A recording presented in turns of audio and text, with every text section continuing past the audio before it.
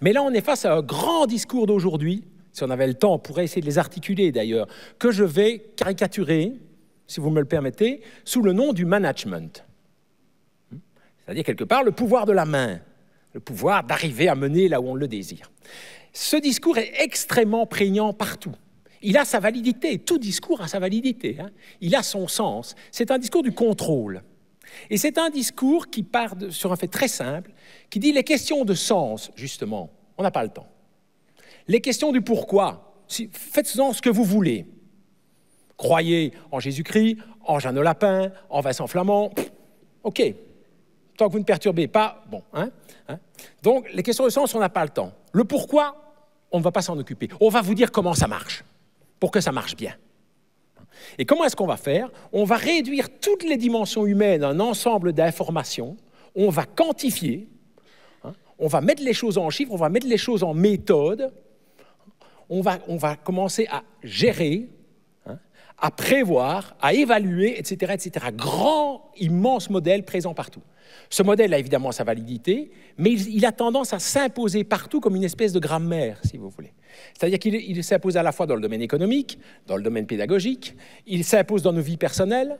Aujourd'hui, vous regardez tout le développement personnel, il y a de tout, hein, mais vous pouvez avoir, vous n'avez pas d'amis, comment vous faire des amis en 30 leçons, vous êtes laid, comment vous faire comment devenir beau en 30 leçons, vous n'avez pas d'amis et vous êtes laid, comment résoudre le problème pour autant que ce soit possible, enfin bon, etc., etc. Hein. Comment devenir un winner, comment gagner de l'argent, c'est même en train de donner, je n'ai pas le temps ici, presque une forme religieuse. Hein. C'est en train de devenir un discours de sens sous-jacent, qui nous séduit parce qu'il se prétend sans autorité. C'est que des fonctionnements, c'est anonyme. Hein. Il nous est vendu comme nous laissant notre liberté de manœuvre. Puisqu'il n'y a pas un chef. Dans le premier discours dont j'ai parlé, il y a une présence arbitraire qui nous impose, mais pas là. C'est que des fonctionnements pour que ça aille, pour qu'on soit plus performant, pour qu'on donne toujours plus.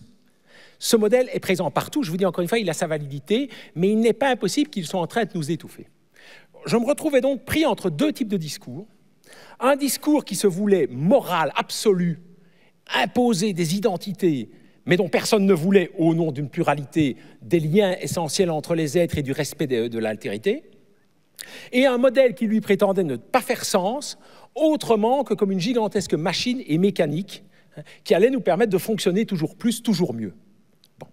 C'est là que j'ai diagnostiqué le trouble. Le tech. C'est bien, non pas le tech, c'est un autre trouble. Ça, vous savez, ça s'appelle un lapsus. C'est intéressant pour ce dont je vais parler. Le tête, c'est le trouble de l'effacement du troubadour. Ouais, il m'a fallu 3 mois de travail pour arriver à ça. C'est vous dire s'il est compliqué de vivre avec moi.